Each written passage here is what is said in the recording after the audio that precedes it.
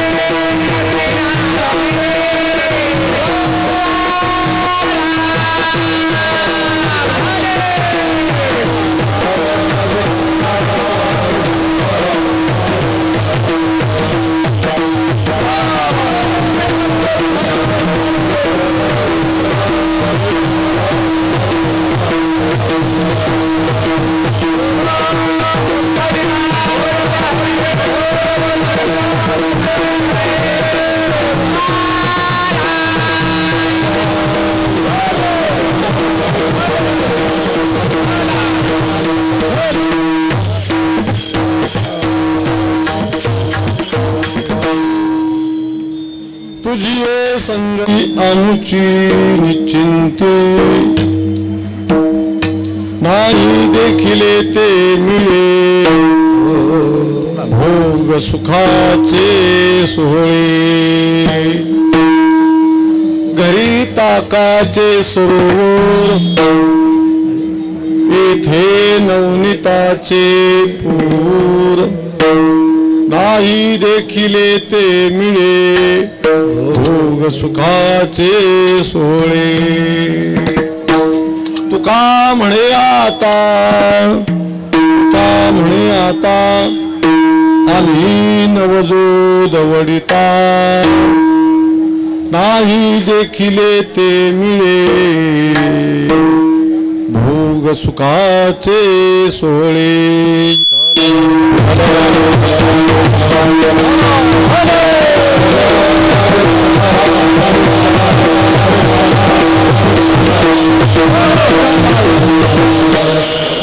देवा आदि देवा देवा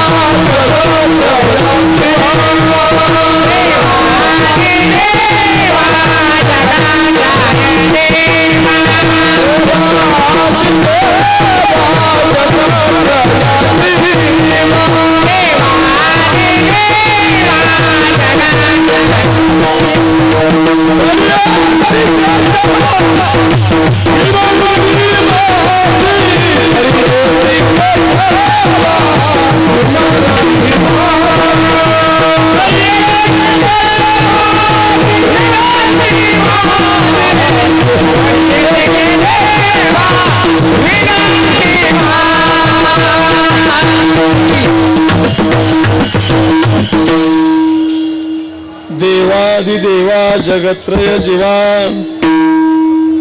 परेश केशवा विनंती माझी माझी वाणी तुझे वर्णी गुणनाम ऐशे देई प्रेम काही कळा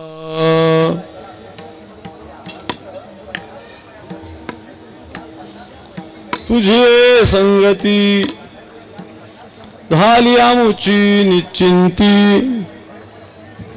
नाही देखिले ते मिळे भोग सुखाचे सोहळे प्रस्तुत सेवेकरता निवडलेला अभंग जगद्गुरु संत श्रेष्ठ सकल संत शिरोमणी भक्त कल्याण मूर्ती सचितानंद स्वरूप संत हृदय सम्राट जगद्गुरु तुकाराम महाराज यांचा काल्याच्या प्रकरणातील अभंग.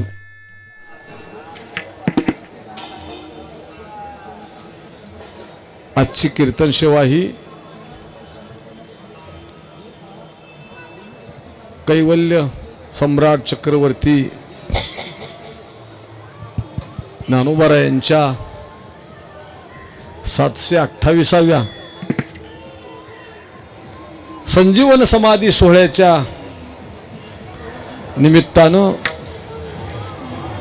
वार्षिक येणारी ही वारी आणि या वारीतील आजचा हा महत्वाचा दिवस. ज्ञानोबारांचा आज हा 728वा संजीवन समाधी सोहळा संपन्न होतोय आणि या वारीतील समारोप हा काल्याच्या कीर्तनानं आपल्या आजच्या होत असतो. काही फडावरती अमावस्येला काल आहे, परंतु आपल्या फडाची परंपरा ही श्री गुरु जयराम महाराजांच्या कालापासून आज तागायत या वारीचा काला हा कार्तिक वद्य त्रयोदशीला म्हणजे ज्ञानोबारायांच्या संजीवन समाधीच्या सोहळ्याच्या दिवशीच होत असतो आणि म्हणून आपण त्याच पद्धतीने आपली वाट चालू.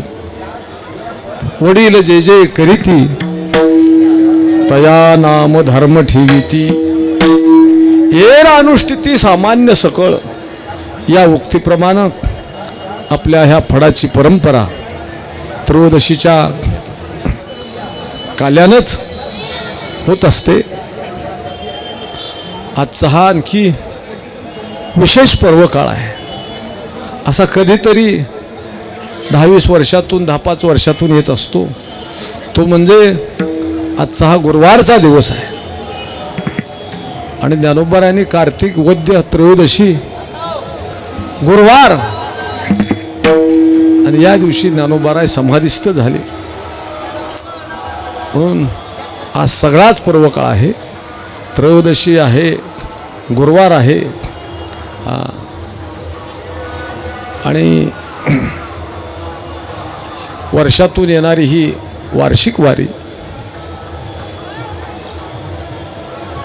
या वारीला येणारे निळोबाराय सांगतात पांडुरंगाला प्रिय असतात महाराज. काय गणित आहे माहित नाही. यात्रे अलंकापुरा येती यात्रा शब्द वापरलाय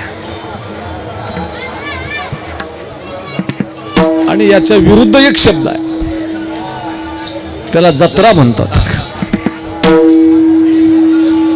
यात्राही असते आणि गुरुजी जत्राही असते. काही लोक जत्रेला जातात महाराज आणि इथं आलेले ते यात्रेला आलेले आहेत. यात्रे अलंकापुरा येती ते आवडते विठ्ठला.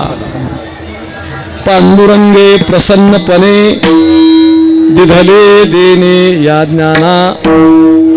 या आळंदीचा महिमा वर्णन करत असताना सर्व संतांनी थोड महिमा गायलेला आहे. तो आपण सगळा सांगत बसणार नाही. आजचं काल्याचं कीर्तन म्हणजे लोक सांगतात अगदी लोणच्यासारखं असावं. जेवणामध्ये लोणचं किती असतं? कारण का काही लोक अष्टमीपासून आलेले आहेत, काही नवमीला आलेले आहेत, काही दशमीला आलेले आहेत, काही एकादशीला आलेले आहेत, काही द्वादशीला आलेत आणि काही त्रयोदशीला काल्याच्या अगोदरच आलेले आहेत. पण त्रयोदशीला आले तरी सुद्धा त्यांची जाण्याची घाई आहेच आणि अष्टमीला आलेल्यांची घाई आहे. आणि काही लोक पौर्णिमेला पंढरीतून चालत निघालेले आहेत, ते पण काल्याचा प्रसाद हातावरती घेतल्याशिवाय परत जात नाहीत. कारण या वारीची पूर्णाहुती, काल्याचा प्रसाद जोपर्यंत आपल्या हातावरती पडत नाही तोपर्यंत त्याची खऱ्या अर्थानं पूर्णाहुती नाही. म्हणून कधी आला तरी त्याची पूर्णाहुती ही काला घेतल्याशिवाय नाही. म्हणून आमचे चुलते श्री गुरु बाबा महाराज सांगायचे, अरे काल्याच्या दिवशी तर एवढी घाई असते, सगळ्यांनी प्रसाद अगोदर घेऊन ठेवलेला आहे, वळकटी बांधून ठेवलेली आहे, पिशवीत सगळ्या वस्तू भरलेल्या आहेत, त्याची चेन पण लावलेली आहे. गाडी आणली असेल तर गाडीचं तोंड सुद्धा घराच्या दिशेकडे करून ठेवलेलं आहे. आणि फक्त आम्हाला काल्याचा प्रसाद कधी मिळतोय आणि आम्ही त्याच्यामध्ये बसून घराकडे कधी जातो. म्हणून आजचं कीर्तन हे मर्यादित वेळेत करावं लागतं. असो, अशी ही कार्तिकी वारी वर्षातून येणारी एकदा, आणि या आळंदीचा महिमा सर्व संतांनी थोर गायलेला आहे.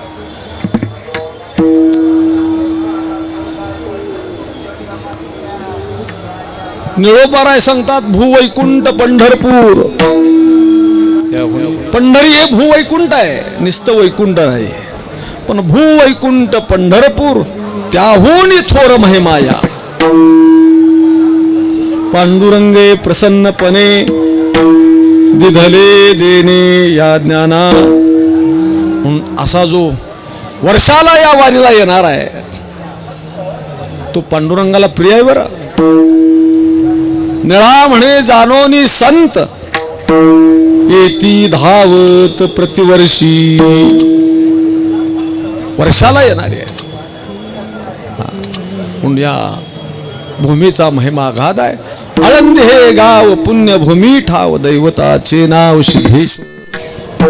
84 सिद्धांचा इथं 84 सिद्ध आहेत आणि ज्ञानोबा हे 85 सिद्ध आहेत.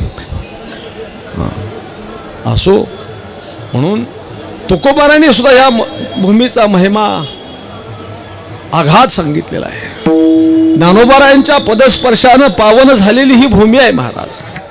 जेथे वैष्णवांचा वास.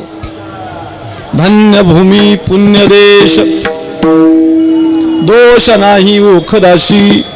दूत सांगे यमापाशी, सहजतया जना छंद.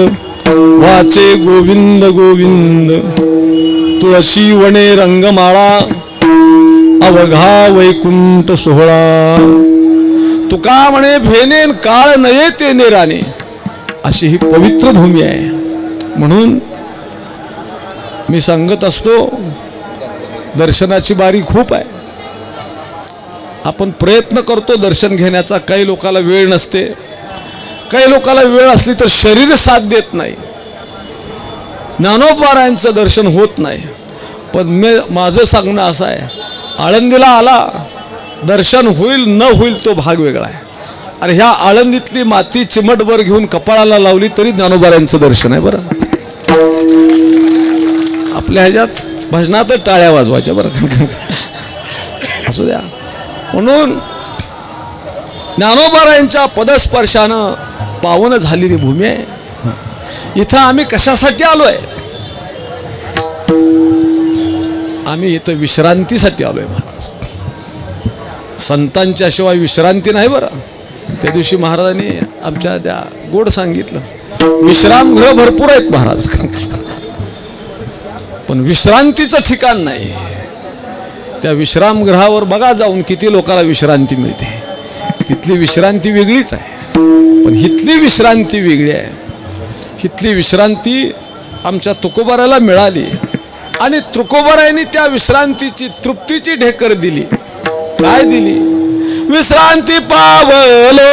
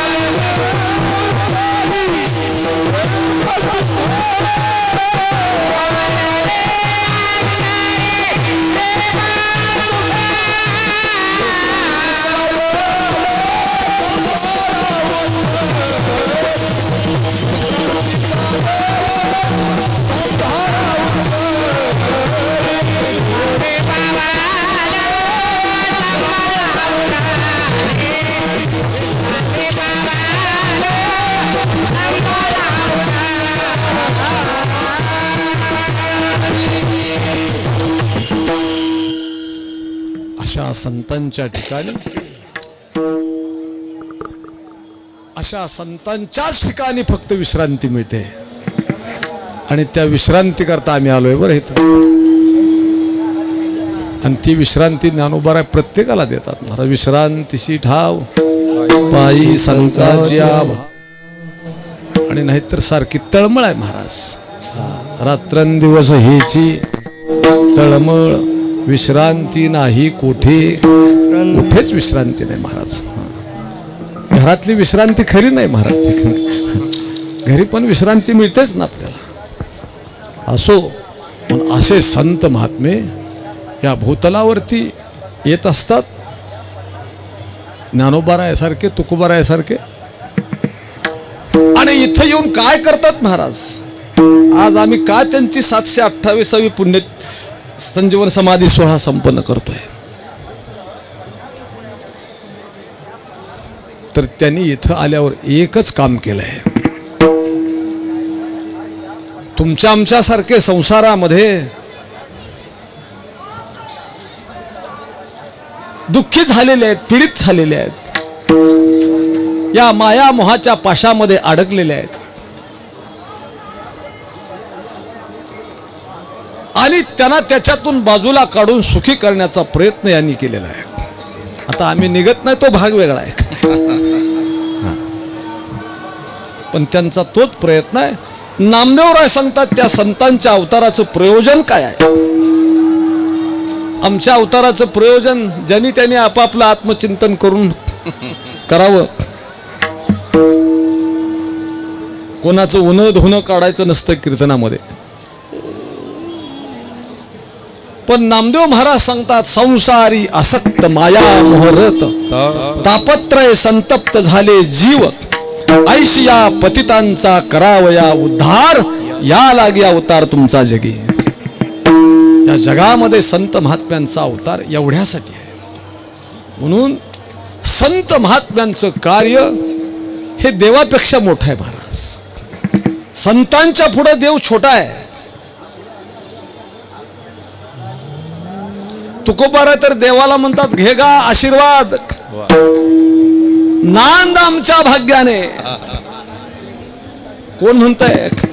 तुकोबारा म्हणतात आशीर्वाद आमचा घे. आपल्यासारखा जर म्हटला ना माझा आशीर्वाद घे तर समोरच्यानं काय उत्तर येईल हे मी तुम्हाला सांगत नाही. आशीर्वाद देणारे महाराज लय येतात. महाराज सारखा हात असाच असतो. मला वाटतं त्या महाराजाने आपल्या डोक्यावर ठेवावा दुसऱ्याच्या. देवाला आशीर्वाद देण्याची ताकद त्यांच्यामध्ये. म्हणून संत महात्म्याने तुकोबाराय म्हणतात प्रत्येक युगामध्ये हेच काम केलंय. मागे बहु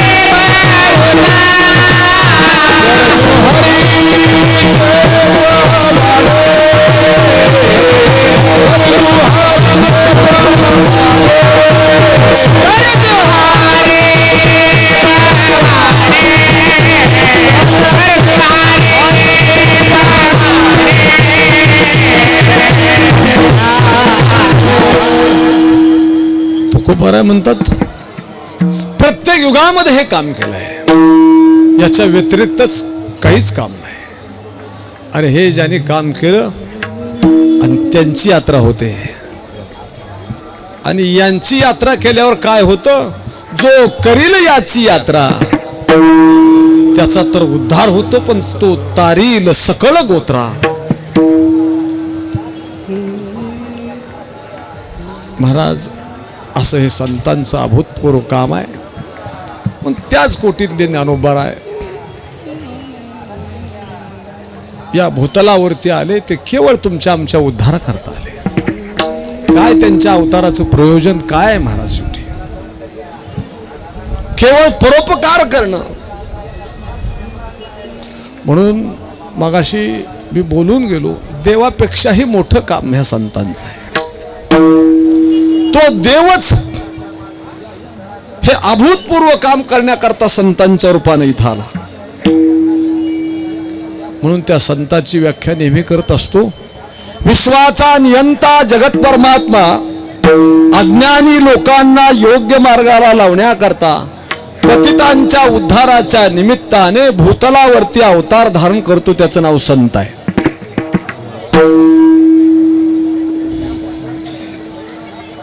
आणि चांगलं गातो त्याचं नाव कलाकार आहे.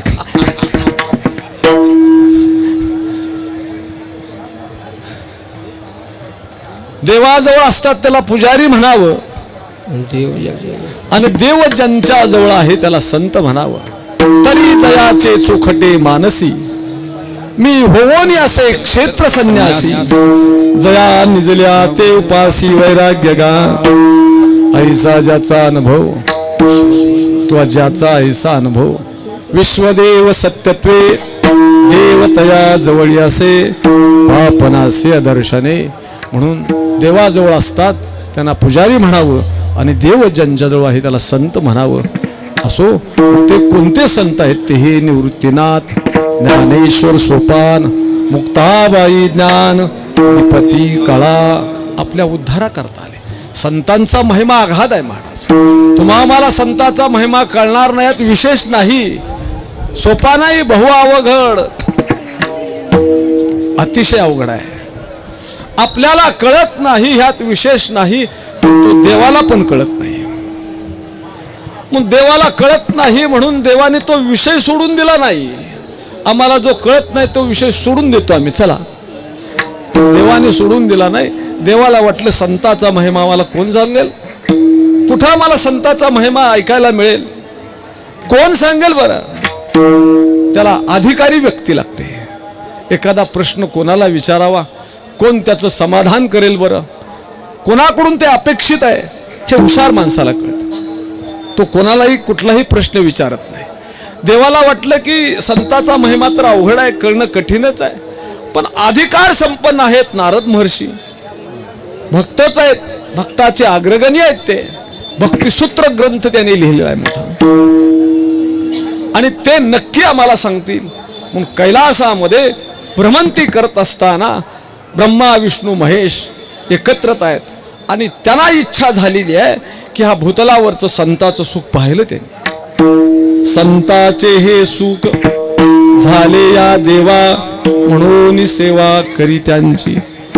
आणि मग नारद महर्षी योगायोगानं भ्रमंती करत नेमकेच तिथं गेले, आणि देव म्हणाले काय योगायोग आहे, आत्ताच तुमची आठवण काढली आणि तुम्हाला प्रश्न करावा असं वाटलं.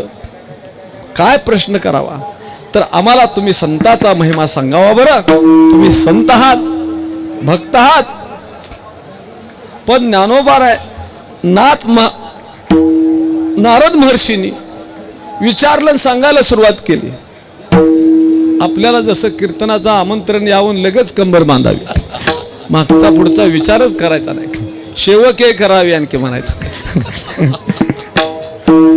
तसं नारद महर्षींनी सांगितलं नाही. नारद महर्षींनी नमस्कार केला देवाला आणि सांगितलं, देवा तुम्ही मला विचारता संताचा महिमा सांगावा, पण संताचा महिमा खूप अवघड आहे, मला सांगता येणार नाही, मी सांगू शकत नाही, कठीण आहे. शाब्दिकाचे काम नाही येते, शब्दानं कीर्तन रंगवता येतं, 2 तास माणसं झुलवता येतात महाराज, बेभान करता येतात. आमचे बाबा महाराज सांगायचे काय काय कीर्तनकार तर ब्रह्माचं झाड उभा करणार आहेत कीर्तनात. आता आम्हाला ब्रह्माचं झाड उभा करायच नाही बरं, आपला विषय नाही तो. पण संताचा महिमा सांगू शकणार नाही ते. संताचा महिमा अवघड आहे, कठीण आहे. देवाला हात जोडले नारद महर्षीने सांगितलं संताचा महिमा तो बहुदुर्गम, शब्दानं वर्णन होत नाही, शब्दाच्या पलीकडचं आहे. संतांचं कार्यही शब्दाच्या पलीकडचं आहे, संताचा महिमाही शब्दाच्या पलीकडचा आहे. शब्दानं वर्णन होत नाही. शब्दानं काही गोष्टीचं वर्णन होऊ शकतं, पण संताचा महिमा हा शब्दातीत आहे, म्हणजे शब्दाच्या पलीकडचा आहे, शब्दानं वर्णन होत. देवाने विचार केला, उदाहरण दिली तुकोबारांनी 2 बोलणारी मंडळी 2-2 तास, 2.5 तास, 3-3 तास, 3.5 तास बोलणारी मंडळी आहेत, नॉनस्टॉप बोलणारी आहेत, पण संताचा महिमा सांगू शकत नाहीत. त्याला तुकोबारांनी व्यवहारातलं फार मोठं सुंदर उदाहरण दिले. बहु दुधाळ जरी झाली म्हैस गाय तरी काय. तुकोबारा म्हणतात जास्त दूध देणारी गाई असेल, आत्ताच्या काळात तर 100 लिटर पर्यंत रेकॉर्ड आहे गाईचं दिवसाकाठी. किती दूध देते? 100 लिटर. सकाळी 30 लिटर, दुपारी 30 देते आणि संध्याकाळी 30 देते. 90 पर्यंत रेकॉर्ड आहे, 100 पर्यंत. पण तुकोबारा म्हणतात अशी जरी गाय झाली तरी ती काही कामधेनू होईल का? कामधेनू नावाची गाय काय करते तर आपल्या मनातली इच्छा पूर्ण करते. जास्त दूध देणारी गाय असली म्हणजे कामधेनू होईल असं नाही. एखादा जास्तच शाब्दिक ज्ञानी असेल म्हणून तो संताचा महिमा थोडीच सांगणार आहे का? म्हणून तुकोबाराने उदाहरण दिलंय, बहु दुधड जरी झाली म्हैस गाय तरी काय होईल कामधेनू. कामधेनू होईल का? नाही सांगू शकत. पण याला काही पर्याय आहे का नाही? देवाने विचारलं नारद महर्षीला, पर्याय काय आहे का नाही? याला काही अलीकडच्या भाषेत याला ऑप्शन काय आहे का नाही?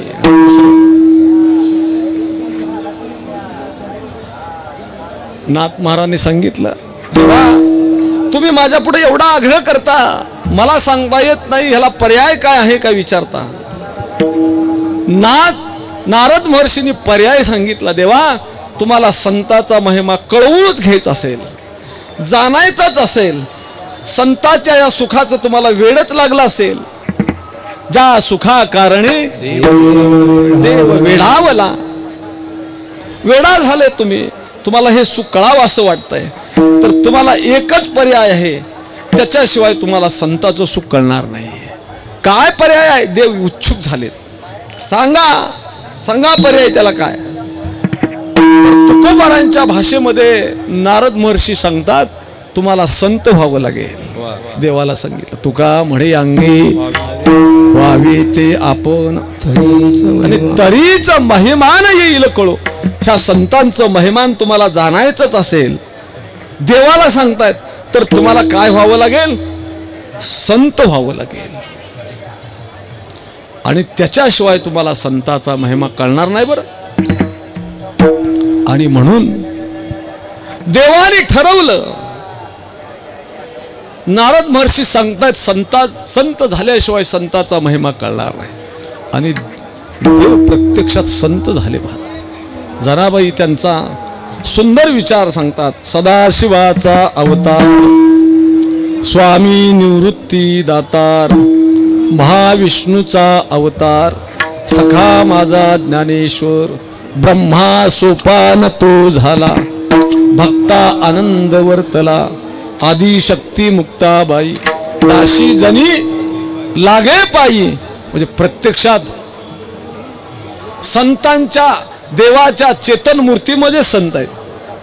भगवान स्वतः सांगतात, आत्मज्ञाने चोखडी संत ही माझी रूपडी, तेत दृष्टी पडो आवडी कामिनी जशी. देवते संत निमित्त त्या प्रतिमा. ज्ञानोबाराय म्हणजे प्रति पांडुरंगाचा अवतार महाराज, तुकोबाराय म्हणजे प्रति विष्णूचा अवतार. म्हणे रामेश्वर भट्ट द्विजा आणि तुका विष्णू नाही दुजा. म्हणून मी नेहमी सांगत असतो, ज्ञानोबा हे प्रत्यक्षात पांडुरंगाचे मूर्तिमंत अवतार आहेत महाराज. प्रसंग आहे 2 मिनिटाचा सांगतो. ज्ञानोबा रायांना एकदा भूतलावरची संपूर्ण तीर्थयात्रा एकदा करावी अशी मनामध्ये इच्छा झाली. भूतलीची तीर्थे पहावी नाही, ही सगळी भारत वर्षभर फिरून, सगळा देश फिरून ही सगळी तीर्थयात्रा करावी. शरीर चांगलं आहे तोपर्यंत तुकोबारांनी आपल्याला सांगितलं, जावं तीर्थयात्रेला, जव हे सकळ सिद्ध आहे, हात चालाव या पाये, तव तू आपले स्वहित पाहे, तीर्थयात्रे जाय चुकू नको. तीर्थयात्रेला गेलं पाहिजे. तर आमचे सदाशिवबा सांगायचे, लोक घरच सोडत नाहीत, तीर्थयात्रा कसली आली, घरी कोणीच नाही म्हणतात महाराज बरं का. पण बाळासाहेब, एक दिवस असं घर सोडायचं आहे की परत घरीच यायचं नाही. आज गुरुवारी आळंदीतून जायचं नसतं, जुन्या लोकांचा रिवाज आहे बरं का, मी सांगतो. जुन्या लोकांचा रिवाज आहे. पंढरपुरातून बुधवारी जायचं नाही आणि आळंदीतून गुरुवारी जायचं नाही. कार्तिकी मागची एकादशी मला वाटतं मंगळवारीच आली होती आणि ही बुधवारी आली एकादशी. मग बुधवारी पंढरपुरातून जायचं नसतं म्हणून 90% लोक मंगळवारीच गेली. नेम पाळला. आणि आज आळंदीतून गुरुवारी जायचं नसतं म्हणून काल बुधवारीच गेली. बरंच जाऊ द्या, हे काही शास्त्र वगैरे नाही, ह्या पूर्वीच्या लोकांनी पाडलेल्या एक रूढी आहेत, परंपरा आहेत. कुणाला जायचं असेल त्याला अडचण नाही बरं, तर तुम्ही म्हणाल महाराज हे कोडच टाकलं, आम्ही तर रिझर्वेशन केलेलं आहे. मग ह्याच्यावर आमचे सदाशिव एक गोष्ट सांगायचे, बोले नवीन लग्न झालं बरं का मॅडम, नवीन लग्न झाल्यावर मग माहेरमधून बुधवारी जात नाहीत आणि सासरमधून शुक्रवारी जात नाहीत. हे किती दिवस असतं? लग्न झाल्यावर 1 वर्ष 2 वर्ष असतं. आणि एकदा त्याला चिलीपिली झाली मग तिला अमावस्या कळत नाही, शनिवार कळत नाही.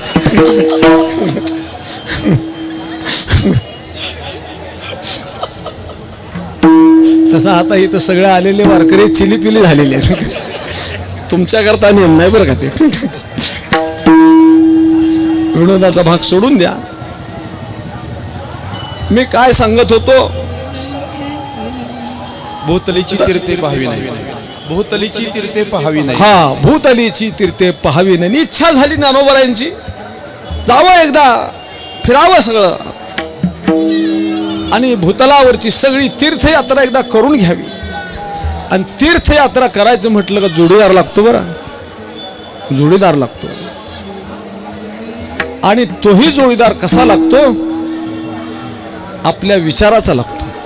गरीब श्रीमंत हा भाग वेगळा आहे. आपल्या विचाराचा जोडीदार लागतो यात्रेला, नाही का?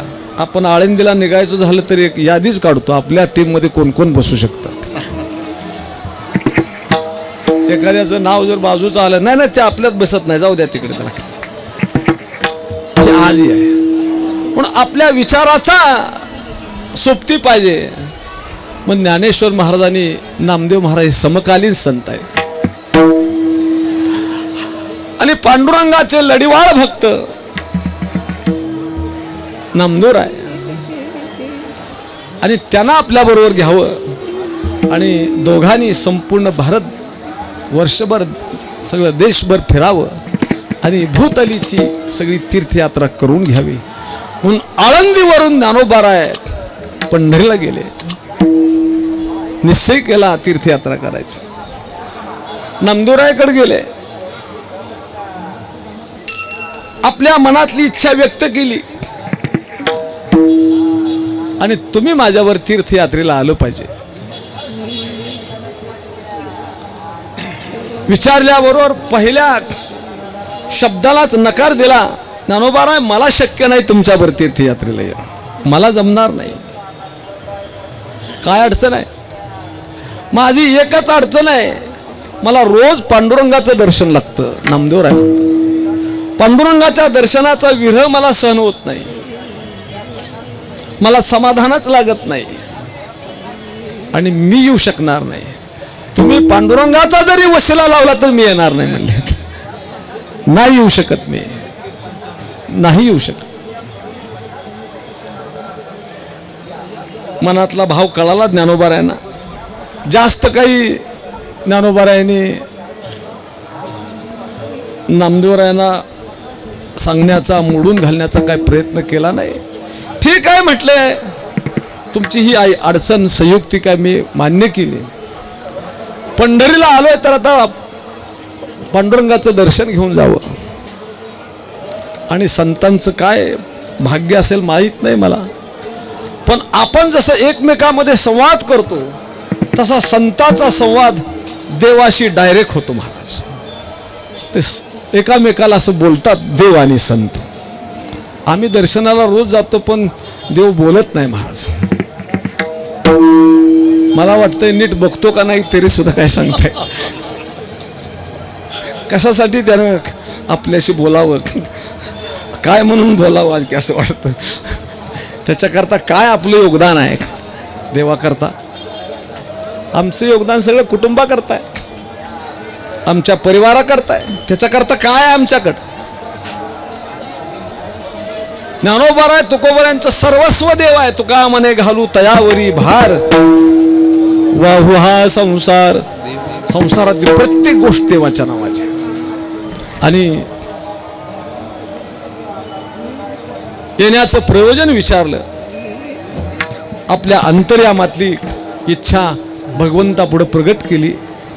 भूतलीची तीर्थे पाहावी नाही अशी माझ्या मनामध्ये इच्छा झाली आणि म्हणून तीर्थयात्रेला जावं. पण सोबती म्हणून नामदेवरायांची निवड केली, पण नामदेव महाराज काय यायला तयार नाहीत. काय झालं? त्यांची अडचण आहे. तुमचं दर्शन देवा रोज लागतंय आणि दर्शनाशिवाय मी राहू शकत नाही, मला तुमचा विरह सहन होत नाही आणि म्हणून येत नाही. भगवान परमात्मा हसले. वेडाय म्हटले नामा, त्याला कळत नाही अजून. बोलायला पाठवलं. म्हणले आता नामदेवरायांनी तर अगोदरच बोली केली, देवाने सांगितलं तर मी ऐकणार नाही.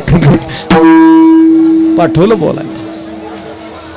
नामदेवराय आले आणि नामदेव महाराजांना सांगितलं, नामा का जात नाही तू तीर्थयात्रेला?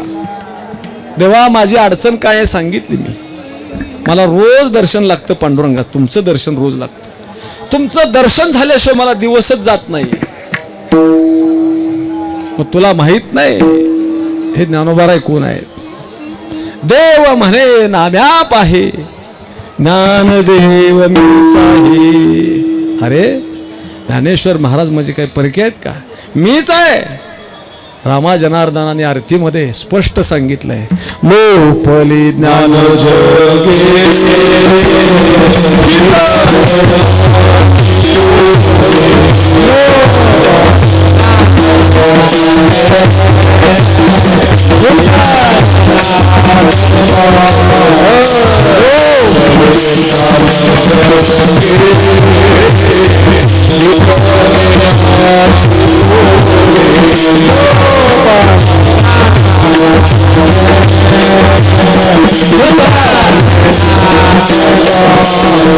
अवतार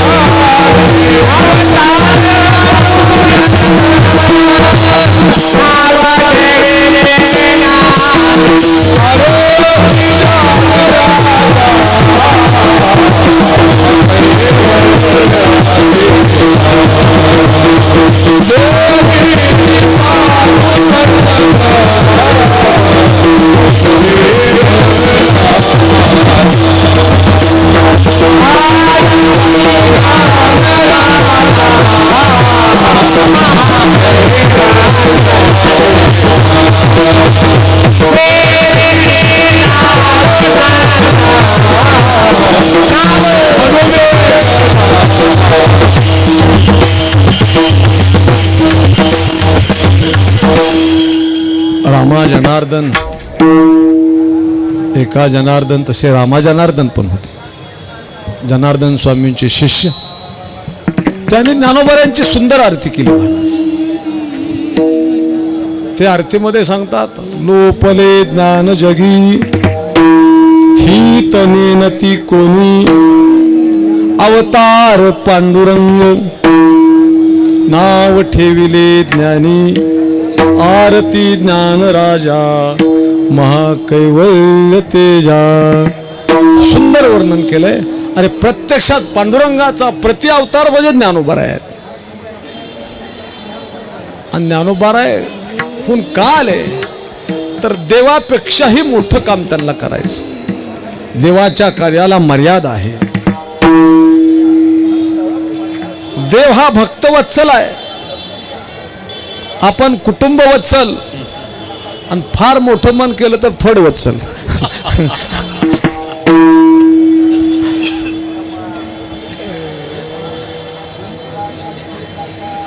आणि संत हे दीनवत्सल आहेत. जगाच्या उद्धारा करता येतात. देव जगाच्या उद्धारा करता येत नाही. देवाचा उद्धार फक्त भक्तांचाच करायचा आहे. भक्ताच्या उद्धारा करतायत. घेऊन या चक्र गदा हाची धंदा करीत असे, भक्ता राखे पायापाशी आणि दुर्जनाशी संहारी. स्वतः भगवान गीतेमध्ये सांगतात, माझ्या अवताराचं प्रयोजन हे आहे, परित्राणाय साधूना, साधूंचं रक्षण करणं, भक्तांचं रक्षण करणं आणि दुर्जन माणसांचं निर्दळन करणं. विनाशायच दुष्कृताम, दुष्ट माणसाला ठेवत नाही. त्या दुष्ट माणसाला सज्जन बनवण्याच्या भानगडीत पडत नाही. त्याला समजावण्याच्या, सांगण्याच्या, शिकवण्याच्या भानगडीत संत महात्मे हे सगळं काम करतात. काय सांगू आता संतांचे उपकार, मज निरंतर जागविती, शिकविती, सांभाळीती. देव म्हणतो हे बाळांपण मी नाही करत असलं, शिकवायचं सांभाळायचं काय नाही. दुर्जन असला का संपवून टाकायचं त्याला. हे दळण नीट करायचं काम माझ्याकडं नाही देव म्हणतो. मग ह्या दीन लोकांनी काय करायचं? देव तर त्यांचा विचारच करत नाही. आणि ह्या तुमच्या आमच्या दीनजनाच्या उद्धारा करता ब्रह्ममूर्ती संत जगी अवतरले, उद्धराया आले दीनजना. आपल्या उद्धारा करता ज्ञानोबा इथं आले महाराज. केवळ आपला उद्धार करणं हाच त्यांचा स्थायी भाव आहे. म्हणून ज्ञानोबारांनी पसायदानामध्ये पहिलं मागणं आपल्याविषयी केलंय. स्वतःविषयी तर काहीच नाही. जे खळ लोक आहेत म्हणजे दुष्ट लोक आहेत, चांडाळ आहेत, त्यांना हित आणि हित काही कळत नाही. समाजामध्ये आज इतके विचित्र लोक आहेत महाराज. पाहतोय बाळासाहेब आपण, त्यांना मनुष्य म्हणावं का राक्षस म्हणावं अशी वृत्ती आहे लोकांची. आणि अशा लोकांच्या वृत्तीमध्ये बदल करण्याचं काम हे संत करतात महाराज. त्यांच्यातला दुष्टपणा घालवतात. जे खळांची व्यंकटी सांडो आणि सत्कर्मामध्ये त्याला घेतात आणि सत्कर्मामध्ये घेऊन त्याची रती वाढवतात, त्याची गती वाढवतात. अलीकडच्या भाषेत सांगायचं झालं तर त्याला प्रमोशन, नाही तर ज्या जागेवर जॉईन झाला तिथंच रिटायर झाला. काय उपयोग आहे बाळा? तया सत्कर्मी रती वाढो, रती वाढवतात, त्याची गती वाढवतात. भूता परस्परे लढू मैत्र जीवाचे. केवढं मागणं आहे ज्ञानोबारांचं, आपल्यासाठी आहे मागणं आहे. असो, आणि तुमच्या आमच्या उद्धाराकरता संत महात्मे येतात आणि आपलं अवतार कार्य संपलं का जिथून आले तिथं जातात, निजधामाला जातात, समाधीरूप होतात. ज्ञानोबारांचा आजचा हा संजीवन समाधीचा पुण्यकाल आहे. कार्तिक वद्य त्रयोदशी, त्या अनुषंगानं किती त्यांच्याबद्दल आपण बोललो तर कमी आहे. म्हणून आज आपल्या फडामध्ये काला आणि थोडंसं संतांचं वर्णन करण्याचा प्रघात आहे. त्या पद्धतीनं संतांचा महिमा तो आघात आहे. तुकोबाराय सांगतात आलिंगन घडे मोक्ष सायुजता जोडे. संताचा महिमा किती आता तास झालं सांगतोय आपण. 2 तास सांगू, 4 तास सांगू, आपलं आयुष्य आहे तोपर्यंत सांगू, पण तो संपणार नाही. कारण संताचा महिमा कसा आहे तुकोबाराय सांगतात ऐसा संताचा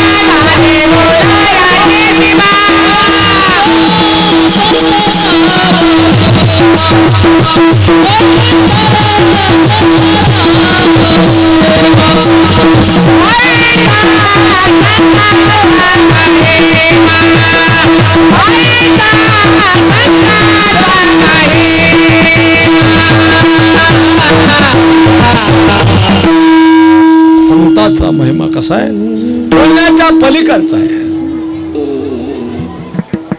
ऐसा संताचा महिमा झाली बोलायाची सीमा. तुकोबाराय म्हणतात बोलण्याच्या पलीकडचा असो. म्हणून असे ज्ञानोबारा हे आपल्याला मला सुखी करण्याकरता इथं आले.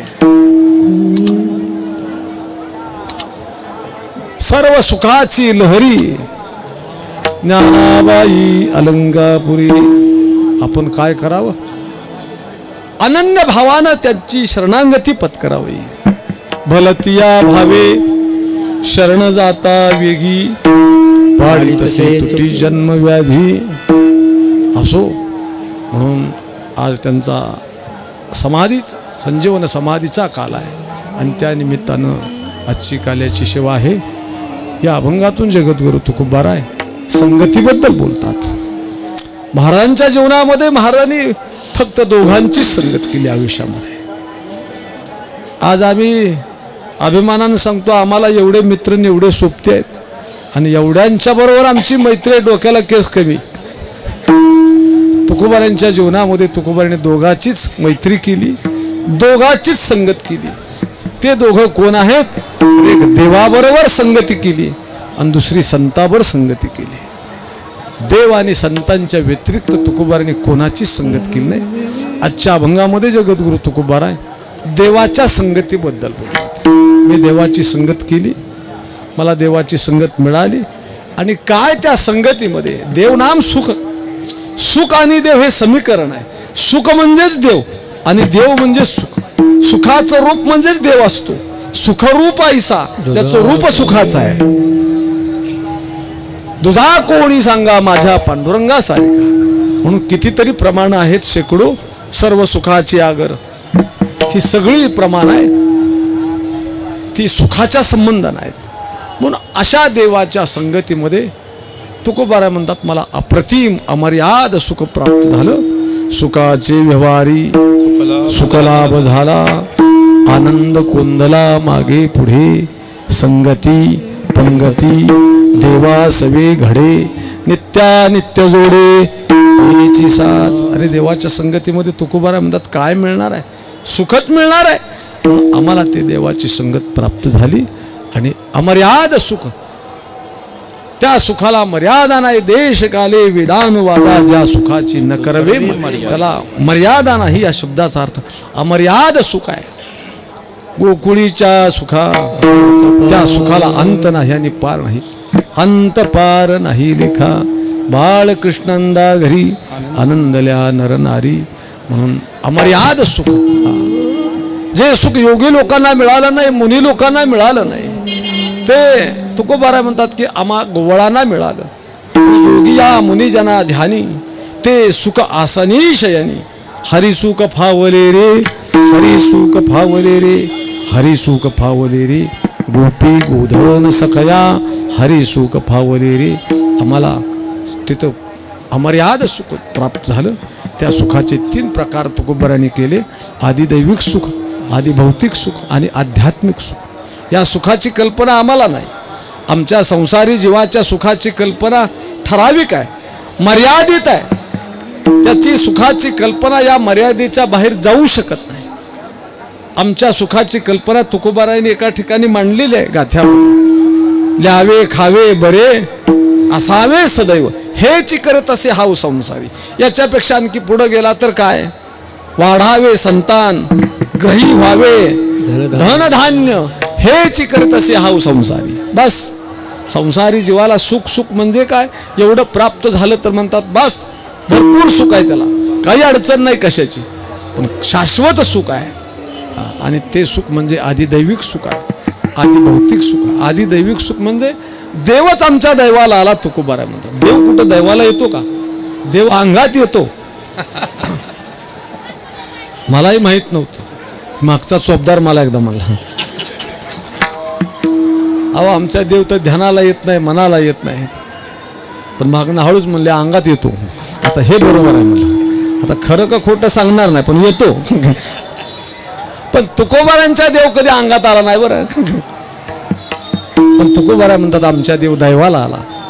देव आला घरा नंदाची या गावा, धन्य त्याच्या दैवा देवाले. दैवाला देव आला. आता ज्या देवाच्या कृपेने आम्हाला सगळं प्राप्त होतं, तो देवच आमच्या दैवाला आला. आता तिथं देव आला, तिथं लक्ष्मीला यावं लागतं. आता रामभाऊ आम्हाला देव नको आहे, फक्त लक्ष्मी पाहिजे. आत्ताचं गणित आहे. आणि देवाला सोडून जर लक्ष्मी जमवली ना तुम्ही, तर सरकार त्याच्या हात धुवून मागं लागतो.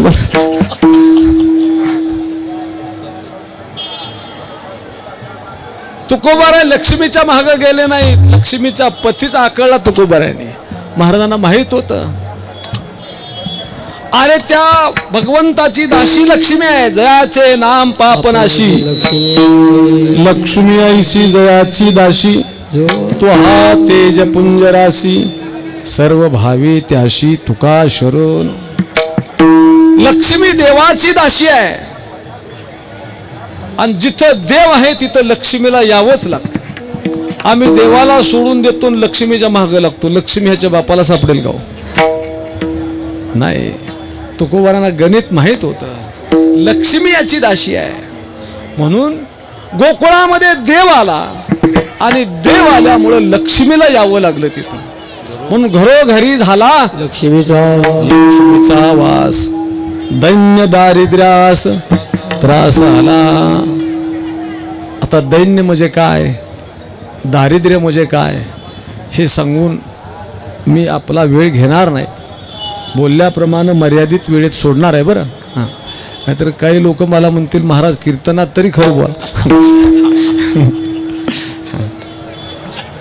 दैन्य आणि दारिद्र्य एका अनुषंगाने शब्द आहेत. मला वाटतंय दैन्य आणि दारिद्र्य हे बहुतेक कोणाला आवडतच नसेल. सगळ्याला लक्ष्मी आवडते, विपुलता आवडते. बरोबर आहे गोगरे गुरुजी. आत्ता जर मी इथं एखादा एवढे बसलेले आहेत त्या लोकांना मी असं आव्हान केलं की कोणाला दारिद्र्य आणि दैन्य पाहिजे असेल त्यांनी बोट वर करा. दैन्य दारिद्र्य पाहिजे असलेल्या लोकांनी बोट वर करा. एकाचं सुद्धा होणार नाही. तुमचं सोडून द्या, मी पण वर करणार नाही. दैन्य दारिद्र्य हे कोणालाच नको आहे. सगळ्याला लक्ष्मी हवी आहे, सगळ्याला विपुलता हवी आहे. पण विनोदानं खेडेगावात सांगतो, आता हे तर सांगायची गरज नाही. मग जर ह्याच्या विरोध म्हटलं दारिद्र्य रेषेचं कार्ड कुणाला पाहिजे असेल तर त्यांनी बोट वर करा. गोकुळामध्ये हे दारिद्र्य रेषेचं कार्ड बीपीएलचं कार्ड नव्हतंच महाराज. सगळे लोक तवानसर श्रीमंत आहेत, गरीब कोणच नाही. आज गरिबी आणि श्रीमंतीमध्ये दरी आहे. काही लोक प्रचंड श्रीमंत आहेत तर काही लोक अतिशय गरीब आहेत. कृष्ण अवतारामध्ये गोकुळामध्ये असं नव्हतं. सगळेच लोक श्रीमंत आहेत, सगळेच गाणारे आहेत रामभाऊ, सगळेच पाठांतरवाले आहेत. तसं गोकुळामध्ये सगळे लोक श्रीमंत आहेत. भागवतामध्ये सांगितलं जातं दशमस्कंदामध्ये, सामान्य गवळण दही आणि दूध विकायला निघाली तर गुरुजी तिच्या अंगावर 500 तोळं सोनं, सोन्याचं प्रतीक. आता 500 गुणिले 10 ग्रॅमला 80,000 आहेत. आता मला हा विषय का सांगायचा, सगळे लोक श्रीमंत आहेत गोकुळामध्ये. घरोघरी झाला लक्ष्मीचा वास. दैन्य दारिद्र्यास त्रास आला. दैन्य आणि दारिद्र्य नावाची गोष्ट गोकुळात राहिलीच नाही. सगळे लोक श्रीमंत आहेत, जेवढे आहेत तेवढे श्रीमंतच आहेत. आज दर्या आहे. परवा एका पेपरमध्ये मागच्या महिन्यात मी भारत देशातील 10 श्रीमंत लोकांची यादी वाचली. पहिलं नाव कोणाचं असेल तुम्हाला माहित आहे, त्या अदानीचं पहिलं नाव होतं. तर त्या श्रीमंत लोकांचा हिशोब असा होता की मिनिटाला 25 कोटी रुपये उत्पन्न. त्यांच्या कंपनीमध्ये 50 कोटीची 40 कोटीची गाडी तयार होती. 2 कोटीच्या गाड्या मिनिटाला त्यांचं उत्पन्न एवढं. आणि काही लोक आज एका वेळचं अन्न त्याला मिळत नाही खायला, अशी दरी आहे. काही लोक खूप श्रीमंत आहेत, त्या श्रीमंतीचा आपण विचार करू शकत नाही गुरु, इतके श्रीमंत आहेत. आणि काही लोक इतके गरीब आहेत की त्यांना 2 वेळचं अन्नही मिळत नाही. पण कृष्ण अवतारामध्ये गोकुळात सगळेच लोक श्रीमंत आहेत, कोणच गरीब नाही. लोका गोकुळीच्या झाले ब्रह्मज्ञान, केली वाचून जपत. ब्रह्मज्ञान प्राप्त झालं म्हणजे आदिदैविक सुख प्राप्त झालं, आदिभौतिक सुख प्राप्त झालं, आध्यात्मिक सुख प्राप्त. या सुखामध्ये तुकोबाराय म्हणतात, आम्ही तिथं होतो निद्रा. प्रत्येक युगामध्ये तुकोबाराय देवाच्या बरोबर आहेत. निद्रा करीत होतो पायी, सवेची लंका घेतली तई, वानर गोवळगाई सवे चारित फिरत असो. म्हणून कृष्ण परमात्म्याच्या संगतीमध्ये अमर्याद ओतप्रोत सुख. म्हणून तुकोबाराय म्हणतात, देवा तुझी आम्हाला संगत मिळाली बरं, आणि त्या संगतीचा परिणाम काय सांगावा. तुझे संगती झाली आमची निश्चिंती. कधी पाहायला मिळालं ना, ते प्रत्यक्षात तिथं अनुभवायला मिळालं नाही. देखील ते मिळे भोग सुखाचे सोहळे. घरी काय आमच्या, म्हणजे जोपर्यंत आम्ही संसारातून तुझ्यापर्यंत येत नव्हतो तोपर्यंत आम्हाला सुख होतं नाही, अशातला भाग नाही. पण ते सुख कसं होतं, ताकासारखं. घरी ताकाचे सरोवर. ताक हे आसार आहे, त्याच्यातलं लोणी काढलेलं आहे, घृत काढलेलं आहे. आणि ताक हे आसार सांगितलं. आसारानं पोट भरत नाही. तुका म्हणे सांडा घाटे म्हणून तुकोबारानं म्हणावं लागलं. घाटे शब्दाचा अर्थ आसार. त्या आसारानं पोट भरलं जात नाही, ताकानं पोट भरलं जात नाही. जास्त जेवण झाल्यावर ताक प्यावं लागतं ते पचन होण्याकरता. आता भूक लागली तर ताक पिऊन चालत नाही महाराज. म्हणून तुकोबाराय म्हणतात इथं हे आसार आहे संसारामध्ये, आणि तुझ्या संगतीमध्ये आलो त्यावेळेस तिथं ताक नाही तर तिथं लोणी आहे, आणि तेही मर्यादित नाही तर अमर्याद आहे. म्हणून येथे नवनीताचे पूर नाही देखील ते मिळे, भोग सुखाचे सोहळे विठोबा.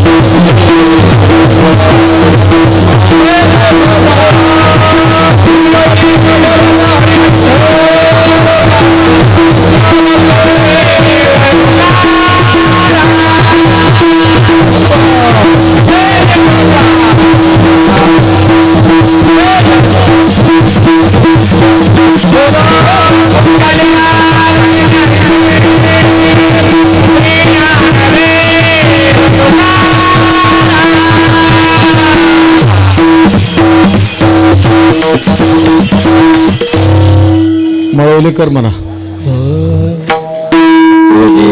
तुझी संगती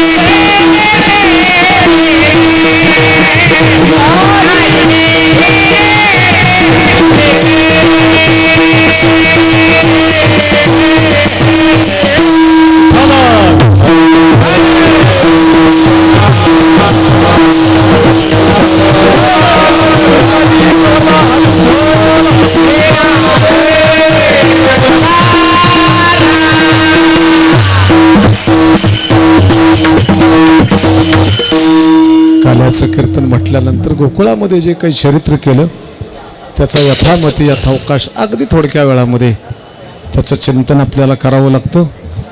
आणि आपण जर गोकुळामध्ये भगवंताने केलेल्या चरित्राचा उल्लेख जर कीर्तनात केलाच नाही काल्याच्या, तर आपल्या वारकरी संप्रदायाच्या नियमाप्रमाणे ते काल्याचं कीर्तन यथार्थ ठरू शकत नाही. तुकोबारांचा दंडक आहे त्याला, चरित्र ते उच्चारावे केले देवे गोकुळी. गोकुळामध्ये जे चरित्र केलं त्याचा उच्चार करायचा. पण त्या उच्चार केल्यानंतर फायदा काय? महाराजांना माहीत होतं फायद्याशिवाय काही लोक करणार नाहीत, हे त्यांना त्या काळात कळत. त्याच्यातून फायदा असा आहे, तारू भवसागरीची एवढंच नाही, त्याला पवित्रपणा प्राप्त होईल. तुका पवित्र होईन चरित्र उच्चारे कृपाच्या धारे गुजरिया. त्याच्यावरती भगवान कृष्ण परमात्मा कृपा करतो. तुका म्हणे आवडी धरी कृपा करी म्हणून. म्हणून महाराजांनी ते चरित्र आपल्याला गायला सांगितलं आणि स्वतः त्यांनी गायलं. महाराज गायीन ते लीला चरित्र पवाडे राखिले सवंगडे सहित गायी.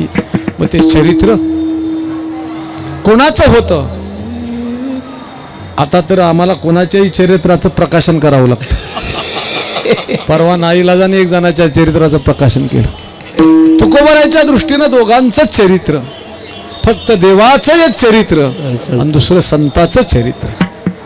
आणखी चरित्राच्या बद्दल बोलायचं झालं तर आणखी कोणाचं चरित्र?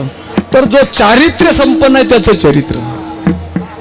भगवान कृष्ण परमात्मा चारित्र्य संपन्न असल्यामुळे त्याचं चरित्र झालं. आणि त्या चरित्राचे तुकोबारांनी 2 भाग केले. एक रांगत असताना चरित्र केलं आणि दुसरा भाग गाई राखत असताना. एदशे चरित्र केले नारायणे रांगता गोधने राखिता हे.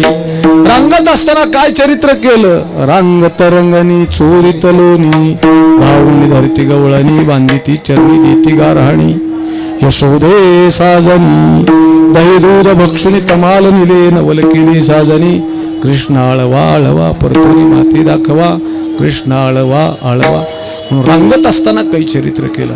आणि मग याच्या असंख्य खोड्याचंही वर्णन तुकोबाराने केले. त्यांनी काय खोड्या केल्या? मेले आणून निसर्पा महापुरा दावी पूर्वल्प अष्टदळ काढले अंगणी त्यावर मुते चक्र पाणी. रांगत असताना चरित्र केलं मोठं. हा आणि मग त्याला शाळेत घातला. मग ती शाळा कोणती तर गोधने चारावया जातो शारंग पाणी गाई राखण्याकरता जाऊ लागला. रोज तिथं गाई वृंदावनामध्ये नेऊन सोडायच्या आणि खेळ मांडायचा. होतो तो हमामा हुंबरी चेंडू नाना लुगड्या खेळ खेळायचे आनंद लुटायचा. मग गोपाळ म्हणाले आम्ही कृष्णा तुझ्यावर रोज येतो खेळ खेळतो आनंद लुटतो आम्हाला तुझ्या हातचा काल्याचा प्रसाद एकदा दे ना. मग भगवंतांनी गोपाळांना सांगितलं उद्याच्याला जशी माझी शिदोरे तशी घेऊन या बरं. मग सगळ्यांनी शिदोरे आणल्या आणि वृंदावनामध्ये गाई सगळे गोपाळ घेऊन आले. कृष्ण परमात्मा आले आणि गायी सोडल्या महाराज सरण्यासाठी. मग त्या गायी किती जरी दूर गेल्या तरी त्याची वळती तू करायची नाही. गोपाळांनी सांगावं तू फक्त आमची मनरूपी गायी राख बरं.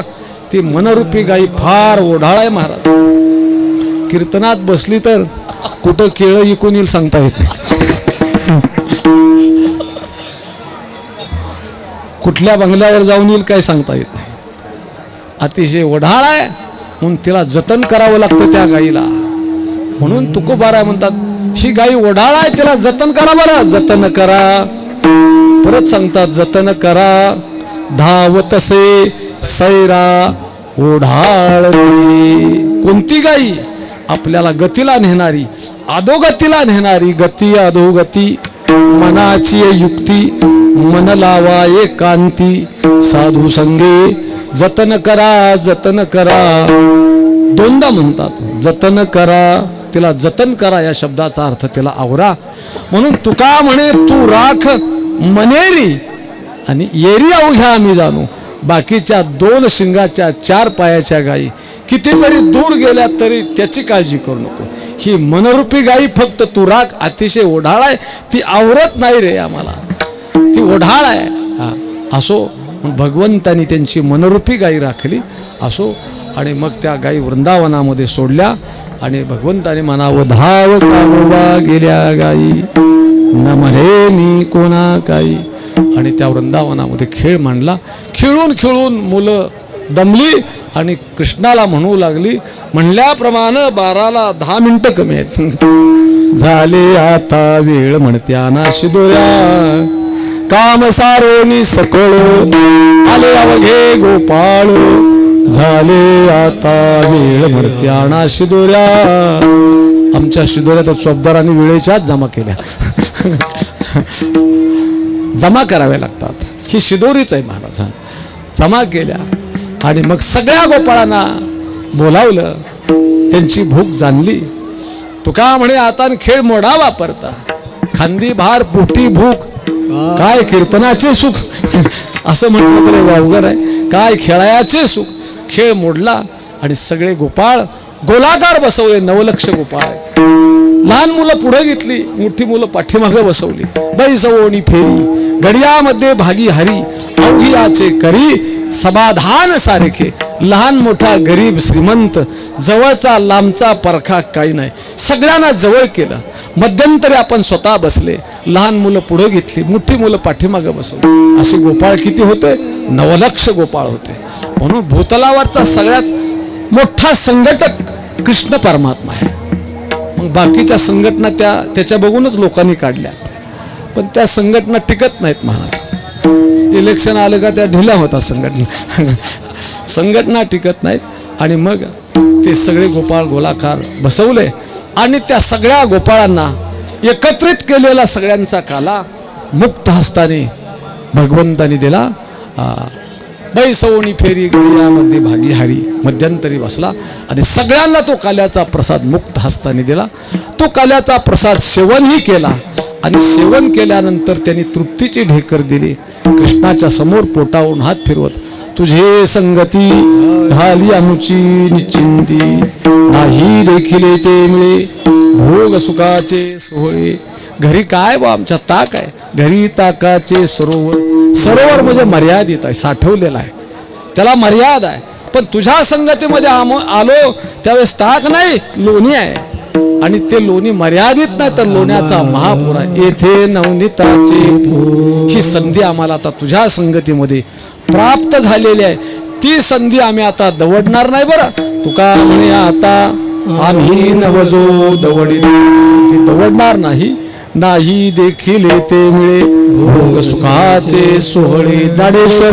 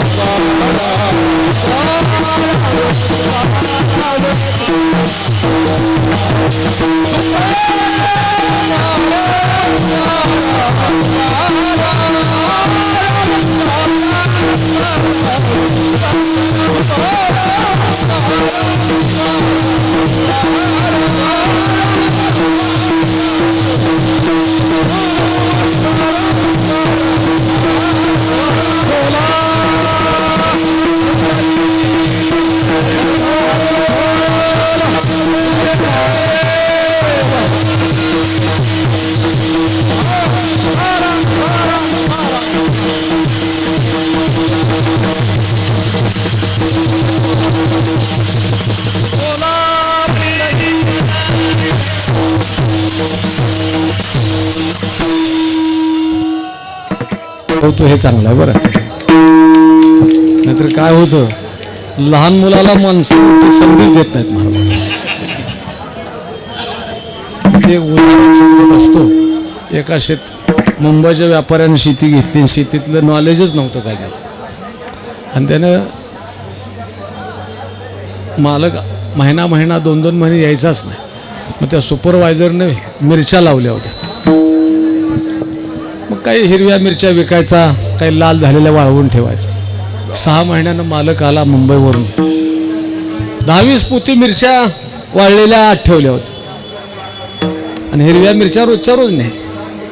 मालकाला काही नॉलेजच नव्हतं त्यातलं काही. शेती कशाला म्हणतात आणि कशावर खातात हेच माहीत नव्हतं. 2 नंबरचा पैसा मिळवलेला होता, व्यापारी होता. आणि मग त्याने त्या गोट्यातून फिरून आला. म्हणलं ह्यात काय आहे? म्हणलं लाल मिरच्या आहेत. आणि ह्या पोत्यात काय? म्हणले आज बाजाराला न्यायच्यात ह्या हिरव्या मिरच्या आहेत. म्हणले ह्या मिरच्याचा दर काय? त्यांनी सांगितलं हिरवी मिरची 40-50 रुपये किलो जाते. आणि ह्या लाल मिरच्याचा दर काय म्हणला बाजारात? तर तो म्हटला ही 250-300 रुपये किलो जाते. मग आत्तापर्यंत मी म्हणतोय माझी शेती का तोटे तिथे मूर्खानो, तुम्हाला ही हिरवी मिरची लावायलाच कोणी सांगितली? सगळी लालच लावायला पाहिजे. पण त्याला माहीत नव्हतं की हिरव्या मिरचीचीच लाल मिरची होती. असो, बराचसा वेळ झालेला आहे. दरवर्षीप्रमाणे याही वर्षी आमच्या पुरुषोत्तम महाराजांनी या ठिकाणी भागवताचं पारायण केलेलं आहे. तुम्ही आम्ही खेळीमेळी या वातावरणामध्ये ते स्वतः 4-5 गाड्या घेऊन त्यांच्या जिल्ह्यातून येतात. आपल्या लोकांच्यावर अतिशय मित्रत्वाच्या नात्यानं राहून एक चांगला सोहळा या ठिकाणी संपन्न करतात. असो, म्हणून त्यांनाही याबद्दल धन्यवाद देतो. आमच्या पुरुषोत्तम महाराजांना झालेली सेवा ज्ञानोबा यांच्या चरणी विमानाची दाटी आहे, दुसरं काय नाही. नुसतं म्हणायचं नाही, प्रत्यक्षात आहे ते. विमानाची दाटी पुष्पांचा वर्षाव, स्वर्गाहुनी देव करिता ती. आणि खऱ्या अर्थानं आपल्याकडे मला अगोदरच माहिती पडलेली होती की आजचा हा पर्वकाळ गाठून ज्ञानोबारायांच्या ह्या संजीवन समाधीवरती विमानातून म्हणजे हेलिकॉप्टरमधून पुष्पवृष्टी होणार आहे. आणि मी त्यावेळेसच ठरवलं होतं की विमानातून पुष्पवृष्टी झाल्यावरच जय विठ्ठल करायचं. त्याला सुद्धा हा योगायोग लागतो बरं. हां, तेवढं तारतम्य लागतं. कीर्तन किती लांब वाजून कधी झालं. आता पुष्पवृष्टी झालेली आहे, आपण डोळ्यानं पाहिली. मला सुद्धा फुलं पडलेली दिसली बरं चैतन्य महाराज इथून. नुसतं प्रत्यक्षात आपण पाहिलं विमानाची दाटी पुष्पांचा वर्षाव, स्वर्गाहुनी देव करिता ते. आजही ते आपल्याला प्रत्यक्षात पाहायला मिळतं. असो खऱ्या अर्थानं झालेली सेवा ज्ञानोबारायांच्या चरणी, जगद्गुरु तुकोबारायांच्या चरणी समर्पित करून अशीच ही आम्हाला वारी या जन्मात तर काय पण पुढच्या जन्मीही घडावी, अशा प्रकारची प्रार्थना आपण करूया. आणि या ठिकाणी सेवेला विराम देऊया. नंतर महाप्रसाद आहे. महाप्रसादाकरता कोणी घाई गडबड न करता शिस्तीमध्ये सगळ्यांना महाप्रसाद मिळेल याची व्यवस्था इथं केलेली आहे. असो एवढं बोलून झालेली सेवा समर्पित करतो. विठ्ठल जय जय.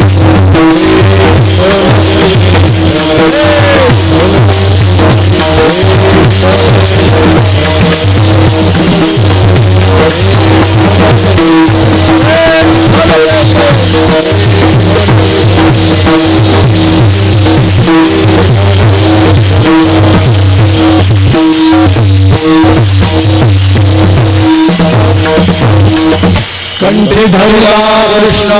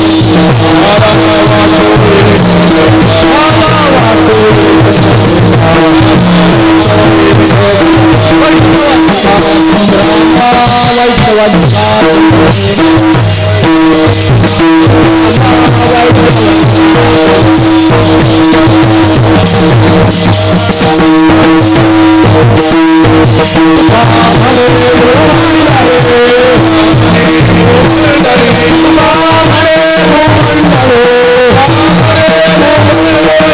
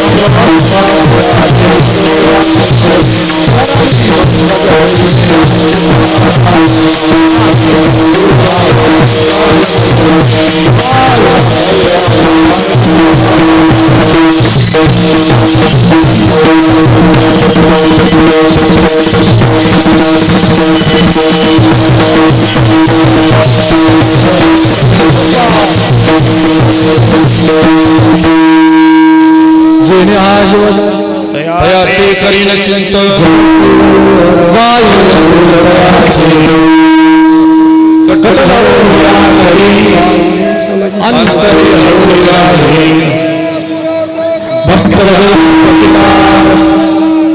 जयाचे भार पाया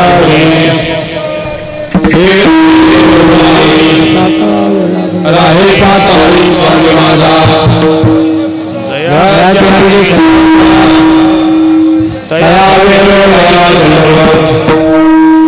लक्ष्मी जयाची राशी सर्व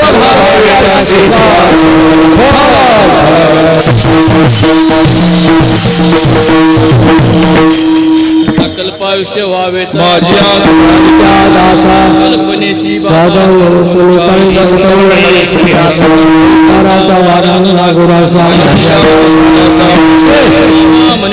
वारा